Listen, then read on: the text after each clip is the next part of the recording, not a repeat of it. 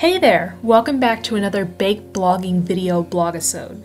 I've decided to hop on the autumnal pumpkin bandwagon and make pumpkin cinnamon rolls. You know, I rarely make and eat cinnamon rolls, but whenever I'm walking through the mall, there's always a Cinnabon nearby, and I can't help but want a bite, and only a bite. Their cinnamon rolls are so sweet and so decadent. I've used this recipe once before, so I can confidently tell you that it is entirely possible to recreate their cinnamon masterpiece in your own kitchen, but it'll be a tad difficult. The ingredients and techniques for this recipe are not very user-friendly. While I can tell you the recipe works, there are some scientific baking flaws. To save one another, but it's time to learn.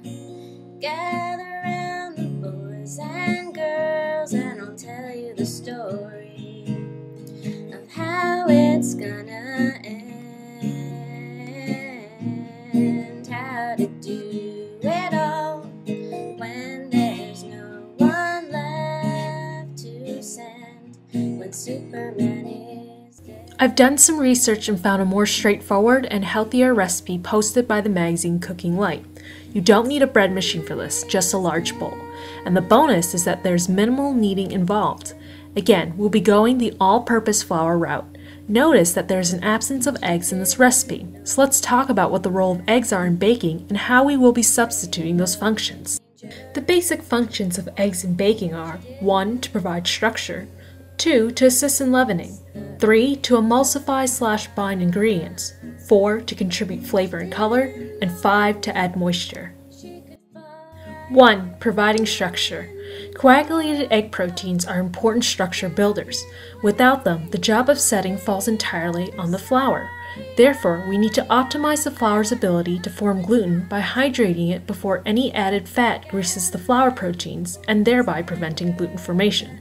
The pumpkin puree solves this issue. 2. Leavening. Eggs produce a stable foam when mixed, therefore allowing air to be incorporated into the batter. But because we're using yeast in this recipe, we don't need to rely on eggs for leavening. 3. Binding ingredients together. As an emulsifier, eggs can keep fat and water from separating. Luckily, pumpkin puree has a similar ability to bind ingredients in doughs. 4. Contributing flavor and color. The rich flavor of eggs comes mostly from the yolk, partly because that is where the fat is concentrated. Pumpkin puree provides several nutrients and lends its bright orange hue to the final baked product. 5. Adding moisture. Whole eggs contain approximately 75% moisture. The addition of pumpkin puree to our dough will provide the same moisturizing effect. Overall, without the presence of eggs, we need an acidic batter that will help the proteins in our dough set and cook faster. According to a scientific article published in 2006 by the Journal of Food Engineering, pumpkin puree has a pH of 4.35, which is pretty acidic and just what we need for this recipe. For those cinnamon roll purists who are questioning why we are going the healthy route during this season of eating, well, let's take a look at the nutrition facts, shall we? And these numbers are per serving, i.e. per a single frosted cinnamon roll. These values are pretty self-explanatory. Start off with proofing the yeast, which means to wake up the dormant yeast.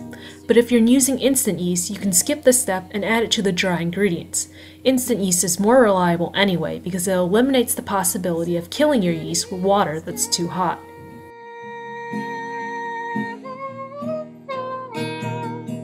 When Superman is dead.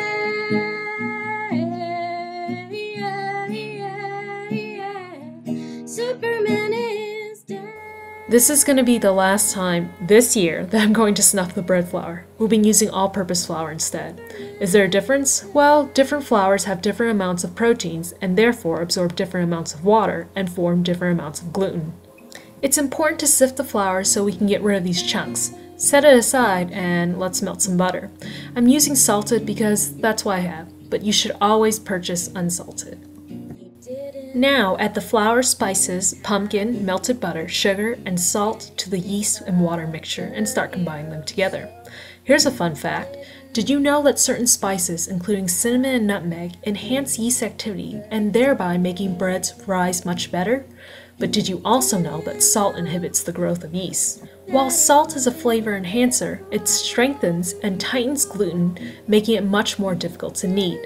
It's a toss-up really. You can add the salt prior to mixing, which allows for better distribution, or after when it's due for a rise, which will make it easier to knead and requires less work. Let's just say life is easier with a KitchenAid, which will do all the kneading for us. We know the dough is ready when it no longer sticks to the side of the bowl.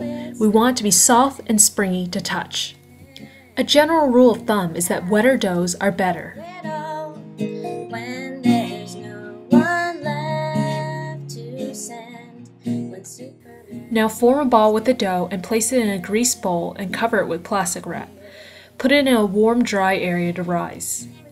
While we wait for it to double in size, let's toast some walnuts for our filling. These are optional.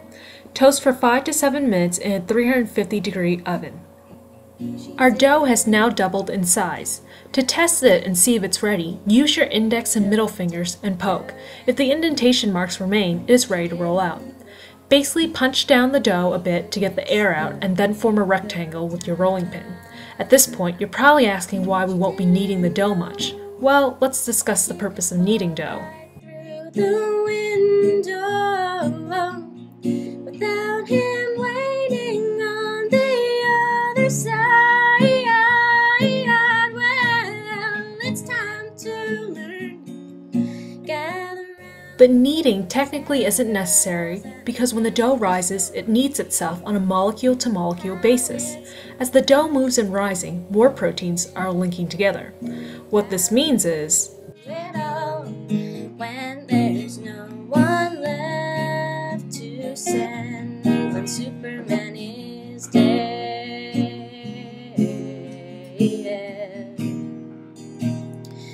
when Superman is dead. in a way, the only kneading we do is in the beginning when we mix the ingredients together to form the dough. Yeast cannot reproduce without oxygen, so when we move the dough around, we were giving it a fresh supply of oxygen. And you don't want to over-knead anyway because as more oxygen combines with the dough, it oxidizes certain flavorful compounds in the flour, resulting in a loss of flavor and color. Now it's time to roll up the dough. It's important you work with your fingertips because they are cooler than your palms. Start rolling in the center, folding over the dough, working your hands out towards the edges. Then use your thumb to fold as your hands come back together, then out and in. When you get all the way up to the top, fold over the flap and pinch to create a seal. Slice into equal pieces and place in a grease glass dish. Boys and girls, and I'll tell you the story of how it's gonna. Cover in plastic wrap and proof the dough again, giving it its final rise until it doubles in size. Bake them in a 375-degree oven. When the dough goes into the hot oven, it gets warm and all the alcohol created by the yeast evaporates at once, giving the dough a great rise, which bakers call oven spring. They baked up nicely. You can see how the pumpkin enhances the color of the buns. And you have some great caramelization on the bottom from the sweet sugar filling. Remember, we spread the dough with pumpkin puree and sprinkled on the brown sugar and walnuts. These rolls have the light and fluffy texture of bread and can be eaten as is, but if you have a bit of a sweet tooth, you can certainly frost them with a little cream cheese, a little milk, and a little confectioner's sugar. And there you have it, pumpkin cinnamon rolls. Without the need to knead, it's pretty simple. All you need, really, is patience.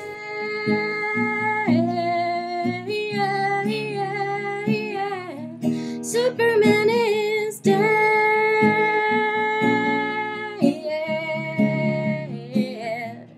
Superman is dead.